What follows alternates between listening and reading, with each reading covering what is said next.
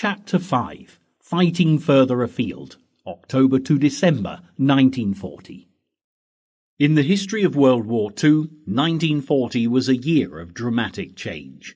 At the outset, people watched and waited to see what Adolf Hitler would do next, but for the Allies, as the Führer employed his blitzkrieg tactics across Europe, swallowing up the Low Countries and France into his ever-expanding Nazi empire, it was too late to stop him.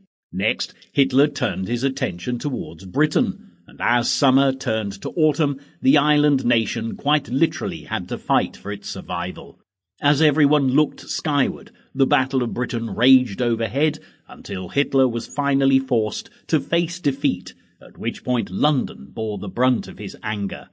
The Blitz saw Londoners relentlessly bombed night after night at the mercy of Hermann Göring's Luftwaffe, but the spirit of Great Britain, under the premiership of Winston Churchill, never faltered. With autumn giving way to winter, as you'll discover in Fighting Further Afield, the British not only held their ground on the home front, but were soon making headway in North Africa, and while Hitler's Italian ally Benito Mussolini edged his troops into Egypt, it was the Axis who suddenly found they had a fight on their hands. As countries around the globe began taking sides in the conflict, what began as a European war showed every sign of becoming truly global. While Japan joined forces with the Nazis, the Americans began sending aid to the British and took precautions to defend their country. In the meantime, the unlikely pact between Nazi Germany and the Soviet Union, forged at the beginning of the war, was under threat, and before the year was out, Adolf Hitler was preparing for a course of action that was destined to shock the world. By the beginning of October 1940, the boundaries of nations across Europe had changed dramatically. Before the war had even started, Czechoslovakia had effectively ceased to exist, with much of its territory carved up between Germany, Hungary and Poland, while the Western powers, continuing their policy of appeasement, did nothing. It would soon become difficult to ignore the threat that Nazi Germany posed, however, as when Adolf Hitler ordered the invasion of Poland in 1939, within 2 days, Great Britain and France were drawn into a war which would last for 6 long years. Meantime, mid-September, Adolf Hitler realized that the invasion of the country would have to be postponed, and that Germany had lost the Battle of Britain.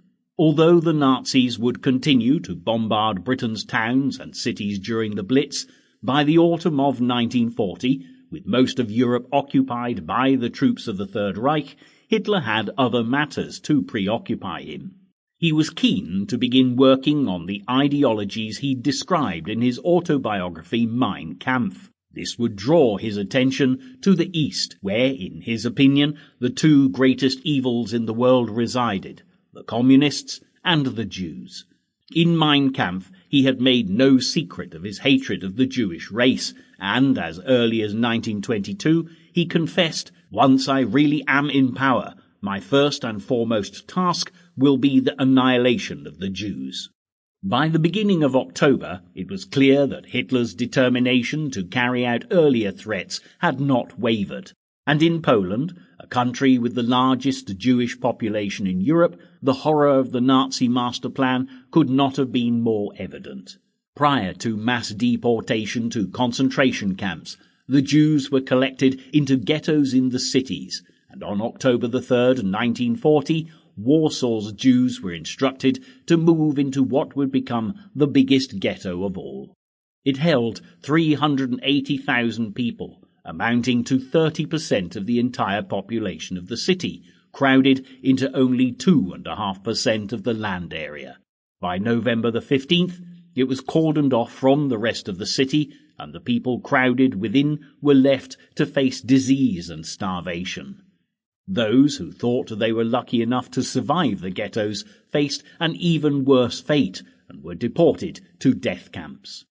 Although the public perception of the Holocaust is Hitler's attempt to eradicate the Jews, many other groups were also targeted. It was decided at a conference in Berlin to expel 30,000 gypsies from Germany and send them to Poland. Here they would be put into death camps such as Auschwitz, Sample complete. Ready to continue?